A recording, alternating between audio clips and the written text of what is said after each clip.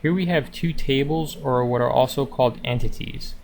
In the customer table, we have 5 entity instances, or what are also called entity occurrences. And those are just the horizontal rows. And we have 6 fields, which are just the vertical columns. The names of each column can also be referred to as the attributes. If we go to Fields, View, Design View, we see that customer ID is the primary key denoted by this symbol. And we need to know the primary key in order to link the customer table with the sales table. In the sales table, we see that sales number is the primary key. Now, we need to find what is called a foreign key.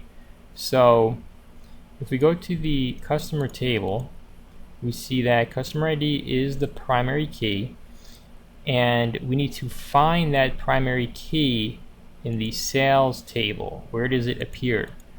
It appears right here as what's called a non-key attribute, meaning that it's just a regular attribute.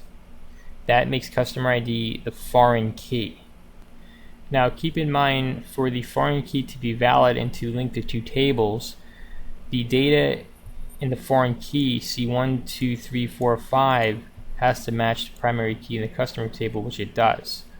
What's also valid is if you would have a null value in the foreign key, that would also work as well. That concept is referred to as referential integrity, not to be confused with entity integrity, where entity integrity is, say for instance, in the sales table, sales number is the primary key. Each field of value in the primary key sales number has to be unique, it cannot be duplicated, and there cannot be any null values. Okay, so what we want to display is from the customer table, first name, last name, credit limit, and in the sales table we want to display the sales number. So because we need the information from both tables, we have to write a query to link the two tables, and we do that as follows. Go to Create, Query Design. I'm just going to close this. SQL. We do select field names that we want.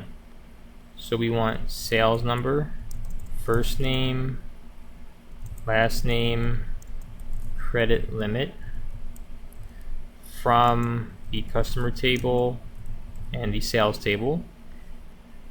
And then where customer table dot the primary key in the customer table, which is customer ID,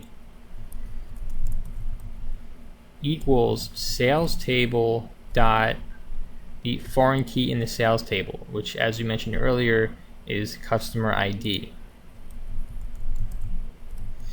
To run the query, we go to Design, Run. You can see here we have the information that we requested.